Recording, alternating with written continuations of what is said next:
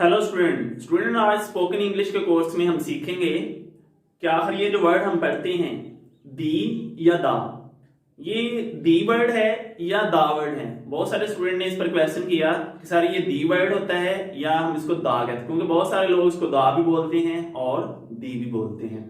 तो आपके जहन में भी मुख्तलिफ इस तरह के क्वेश्चन होंगे कि ये दा भी हो सकता है, दी भी हो सकता है, तो क्या ये दा और दी दोनों ही है, या हम इसको दा दा पढ़ सकते हैं या ये दी है। तो ये किस तरह से सही है, इन तीनों सिचुएशंस के अंदर कौन सी ऐसी कैटेगरी है कि जिसमें इसको हम जो है वो या तो दा पढ़ सकते हैं या दी, या दोनों तरह से ये इंग्लिश के अंदर ठीक है। तो आज का हमारा जो लेक्चर है वो इसी से रिलेटेड है, तो आपने इसको अच्छे तरीके से वीडियो को पूरा देखना है। तो हम स्टार्ट करते हैं। स्टूडेंट, इससे पहले लेक्चर के अंदर हमने पढ़ा था कि जिसमें मैंने आपको अल्फाबेट्स के बारे में बताया था कि हमारे पास दो तरह के अल्फाबेट्स होते हैं, एक वॉवल्स होते हैं और एक कंसोनेंट्स होते हैं।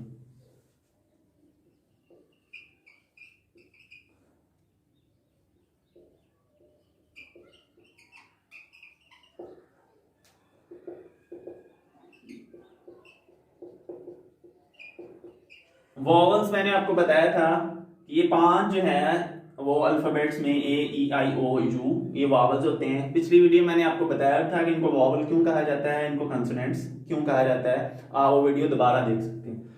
कंसोनेंट्स बाकी जो रिमेनिंग 21 लेटर हैं, क्योंकि 26 लेटर हैं हमारे पास अल्फाबेट्स के, उनमें 5 ही हमने वॉवल्स के निकाल लिए, बाकी जो है वो कंसोनेंट्स कहलाते हैं। अब सवाल ये है कि हमने यहाँ पे निकालना है दा या दी।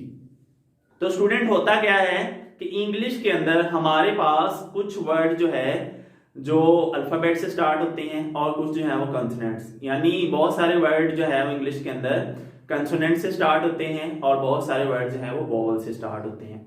अब जो दी या दा है, अब दा जो है वो पहले तो हमें ये समझना चाहिए कि जो दा होता है वो किसी नाउन से पहले लगाया जाता है। ठीक है, किसी नाउन से पहले जो है वो लगाया जाता है। वो एक अलग वीडियो है कि वो कहाँ पे इनको लगाते हैं। ठीक है, वो एक अलग से वीडियो है। ठीक है, आज हम यही सीखेंगे कि दा या दी हमने पढ़ना कैसे है।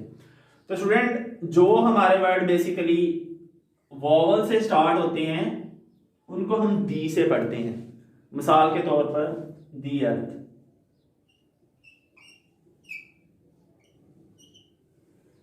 ठीक है, ये वॉवल से वर्ड स्टार्ट हो रहा है, इस वजह से हम इसको पढ़ेंगे दी अर्थ। इसी तरह और वर्ड ले लेते हैं, दी ऑनेस्टी,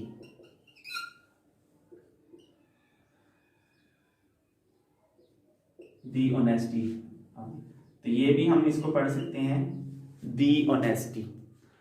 तो मैंने आपको बताया कि जो वर्ड्स, जो नाउन्स जो हैं वो वॉवल से स्टार्ट हो रहे हैं उनको हम पढ़ेंगे दी से, और जो वर्ड कंसोनेंट से स्टार्ट हो रहे हैं उनको हम पढ़ेंगे दा से। मिसाल के तौर पर द नेशन, द नेशन, इसको हम पढ़ेंगे दा से। और लिख लेते हैं द वर्क,